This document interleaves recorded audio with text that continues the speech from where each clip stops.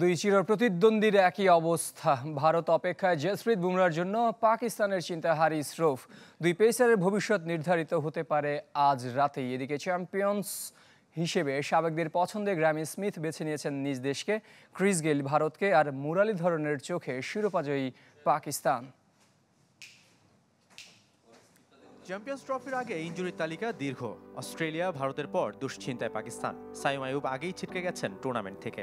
এবার সে তালিকায় যুক্ত হতে পারেন হারিস রৌফ। ত্রিদেশীয় সিরিজে তার বদলি হিসেবে বিপিএল মাতানো আকিফ জাভেদকে খুঁজে নিয়েছে পিসিবি।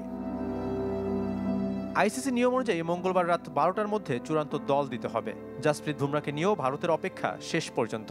যদি চূড়ান্ত দলে জায়গা না হয় বুমরার, তাহলে দলে অন্তর্ভুক্ত হতে পারেন হর্ষিত রানা অথবা মোহাম্মদ সিরাজ। টুর্নামেন্ট শুরুর আগেই চ্যাম্পিয়ন্স ট্রফির চ্যাম্পিয়ন বেছে নিয়েছেন সাবেক তারকারা। যে তালিকায় আছেন Chris Gayle, Graeme Smith, Muttiah Muralitharan. 2027 one day বিশ্বকাপের যৌথ আয়োজক দক্ষিণ আফ্রিকা। তার আগেই আইসিসি শিরোপা খরা কাটবে প্রোটিয়াদের, দাবি সাবেক অধিনায়ক গ্র্যামি স্মিথের।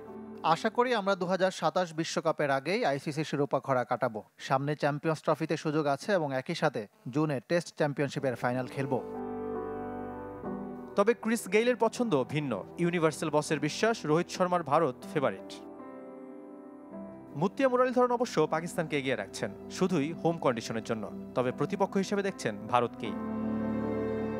কিন্তু টিম ইন্ডিয়া যদি ফাইনাল খেলে, তাহলে হোম কন্ডিশন কাজে আসবে না পাকিস্তানের। হাইব্রিড মডেলে ফাইনাল হবে তখন আরব আমিরাতে। শাফাত মিদুল, চ্যানেল 24।